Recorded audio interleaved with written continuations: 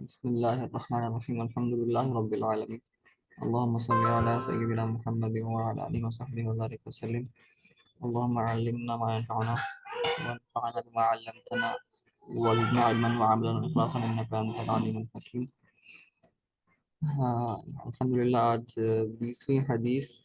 تو ہم آدھے 40 میں سے 20 ہو گئے. ایکچولی وہ 40 حدیث تو نہیں ہے، اس میں 42 ہے، لیکن 40 کے حساب سے اگر دیکھیں تو ہم الحمدللہ آدھی تو مکمل ہو گئی ہے. ایگزیکٹلی تو نہیں، ٹیکنیکلی. تو حضرت ابو مسعود عقبہ بن عامر الانصاری البدری، تو آپ بدری صحابی ہیں، انصار میں سے ہیں، رضی اللہ تعالیٰ عنہ. آپ فرماتے ہیں کہ قال رسول اللہ صلی اللہ علیہ وآلہ وسلم ان مما ادرک الناس من کلام النبوۃ الاولی اذ لم تستحی فاصنع ما شئت. رواه البخاری. تو نبی کریم صلی اللہ علیہ وآلہ وسلم نے فرمایا، حضرت عقبہ بن عامر رضی اللہ عنہ فرماتے ہیں کہ جو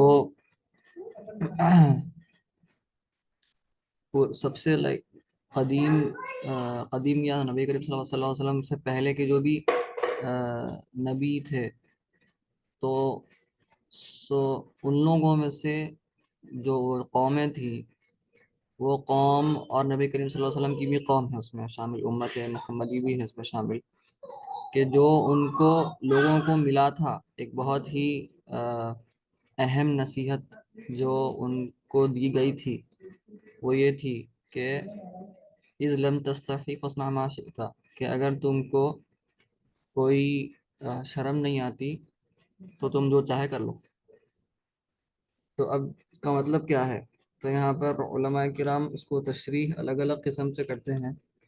تو امام نووی کی تشریح دیکھا میں تو امام نووی فرما رہے ہیں کہ اس کا مطلب یہ ہے کہ اگر کوئی ایسا عمل ہے جس میں تم کو شرم کرنے عمل کرنے میں تم کو شرم اگر نہیں آ رہی ہے، یعنی وہ اچھا عمل ہی ہو سکتا ہے، کوئی اچھا عمل نیکی کا عمل ہی ہو سکتا ہے، یا مباح ہو سکتے ہیں آپ، اس قسم کا عمل ہوگا وہ، تو جس میں انسان کو عموماً کوئی شرم نہیں ہوتی، وہ سب کے سامنے کر سکتا ہے بغیر کوئی اندرونی اس کو ندامت یا شرم کا خیال محسوس ہوتے ہوئے. تو تم جو چاہے کر لو. تو امام نووی فرماتے ہیں کوئی اچھے عمل کے لیے ہے کہ ایسا عمل جس سے تم کو کوئی شرم محسوس نہیں ہوتی، تم وہ بالکل کر سکتے، کوئی مسئلہ نہیں ہے. اوبیسلی شریعت کے اعتبار سے دیکھنا ہے اس کو، لیکن ایک جنرل نصیحت ہے یہ عمومی طور پہ. اور کچھ علماء ایسا فرمائیں اس کا مطلب یہ ہے کہ سرکار یہاں پر تنزیہ طور پر فرما رہے ہیں. جیسے جب کوئی ڈانٹتے ہیں تو بچہ بات نہیں سنا، تو ٹھیک ہے جو کرنا ہے کر لو میاں، تمہاری مرضی. اس کا مطلب یہ نہیں رہتا کہ جو کرنا ہے کر لو، اس کا مطلب یہ ہے کہ تم میری خلاف ورزی کر رہے ہیں، جو بھی تم کرنے والے ہیں تم میرے خلاف ہیں اس میں. تو یہ ایک مطلب ہے. تو علماء فرماتے تھوڑے کہ اگر تم کو شرم نہیں آتی گناہ کرنے میں تو تم جو کرنا ہے کر لو پھر. تو یہاں پر وہی ہے بات، اصل اہم بات یہ ہے کہ بندے کو خوف یا شرم جو آتی ہے دوسرے بندوں سے آتی ہے، کیونکہ دوسرے بندے اس کو بظاہر دکھتے اور محسوس ہوتے. تو حضرت ابراہیم علیہ السلام سے پوچھا گیا تھا کہ منقول ہے کہ ایک نصیحت فرمائی ہمارے لیے. حضرت سیدنا ابراہیم علیہ السلام فرمائے کہ تم اللہ تعالیٰ سے ایسی جگہ اگر ہے تمہارے پاس جہاں پر اللہ تعالیٰ تم کو نہیں دیکھ رہا ہے، تو تم وہاں پر جا کے گناہ کر لو. تو یہ تو محال ہے، مستحیل ہے، امپاسبل ہے کہ کوئی اس جگہ ہو جہاں پر اللہ تعالیٰ نہ دیکھ سکتے. تو گناہ مطلب مت کرو. اور یہی ہے اصل کہ لوگوں کو بندوں سے شرم آتی، بندوں کے سامنے گناہ نہیں کرتے، چھپ کے کرتے ہیں بندے گناہ. لیکن اصل تصوف کی حقیقت یہ ہے کہ اللہ تعالیٰ ہم کو ہر جگہ دیکھ رہا ہے. یہ محسوس، یہ احساس ہمارے اندر پیدا ہونا ہے کہ اللہ تعالیٰ سے زیادہ شرم آنی چاہیے بندے کو، دوسرے بندوں سے زیادہ حقدار شرم آنے کے لیے اللہ تعالیٰ ہے. ان اللہ ان اللہ احق ان یستحی منہ، کہ اللہ تعالیٰ سب سے زیادہ حقدار ہے کہ اس سے بندے کو شرمانی چاہیے. تو اس لیے دیکھیے آپ، اکیلے میں بھی، ہم فقہ میں پڑھے تھے کہ اکیلے میں بھی اگر بندہ ہے، آ، تو اس کا عورہ سطر کا کیا حکم ہے، کہ اپنے عورہ کور کرنا ہے نہیں کرنا ہے، سطر پوشی کرنا ہے نہیں کرنا ہے. وہاں پر علماء واجب فرمائے ہیں آج کے حساب سے، کیونکہ آج کپڑے ہمارے کو متوفر ہیں، تو آج واجب ہے. تو ویسے ہی بندوں کو چاہیے، اب کچھ حضرات ہوتے تھے مثال کے طور پر، وہ گھر والوں کے سامنے سگریٹ نہیں پیتے. اب سگریٹ حقے کا جو اپنے آپ میں جو حکم ہے وہ اختلاف ہے اس میں. کچھ علماء حرام فرماتے ہیں، کچھ مکروہ تحریمی فرماتے ہیں، کچھ علماء مکروہ تنزیہی فرماتے، لیکن اگر بہت زیادہ طبیعت خراب ہونے کے اندیشہ ہے تو پھر وہ مکروہ تحریمی ہی فرماتے. تو ہم اس کو مکروہ تحریمی ہی لیں گے عمومی طور پر اگر لینا ہے تو بندوں سے ڈر کے بندوں کے سامنے سگریٹ نہیں پیتے، لیکن کسی اور کے دور جا کے پیتے اکیلے میں. یہاں پر بندوں کو اللہ تعالیٰ کا خوف نہیں ہے. تو یہ بات ذہن میں رکھنا ضروری ہے، یہ ایک احساس اجاگر کرنا ہے ہمارے ذہن میں، ہمارے تصور میں، کہ اللہ تعالیٰ مجھے جہاں پر بھی ہونا ہے اللہ تعالیٰ مجھے دیکھ رہا ہے.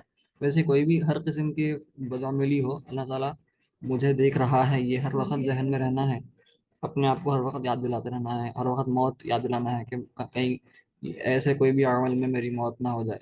یہ اس کا خیال رکھنا چاہیے ہم سب کو. اللہ ہم کو توفیق عطا فرمائے. اور ایک حدیث مبارکہ بھی ہے کہ ایمان کے کئی شاخیں ہیں. 70 ہے. 70 کا مطلب کیا ہے؟ علماء فرماتے ہیں کئی ہیں یا ایگزیکٹلی 70 ہی ہیں.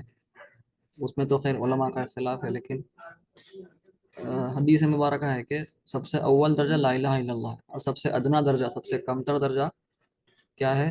اماطۃ الاذی عن الطریق.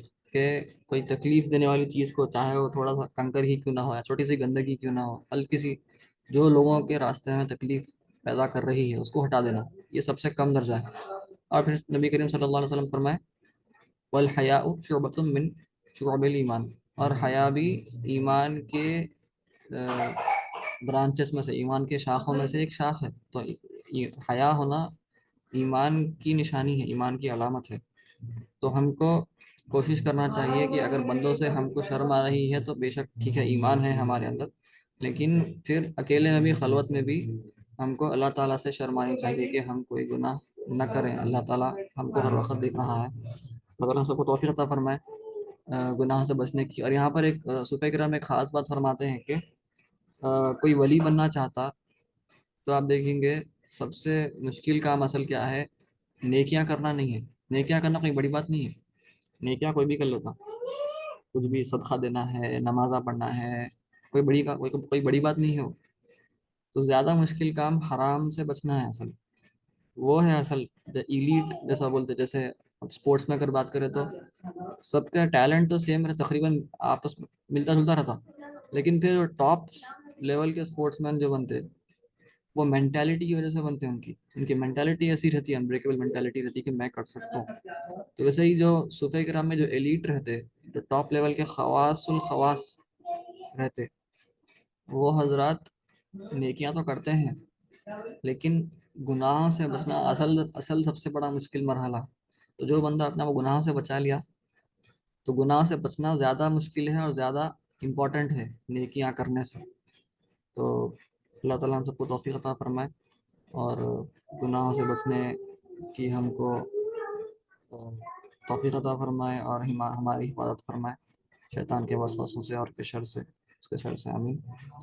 آخر دعوانا الحمد للہ رب العالمین برحمتك يا ارحم الراحمين وصلى الله تعالى على خير خلقه ونبي على شيء سيدنا محمد وعلى اله وصحبه اجمعين. الحمد لله رب العالمين.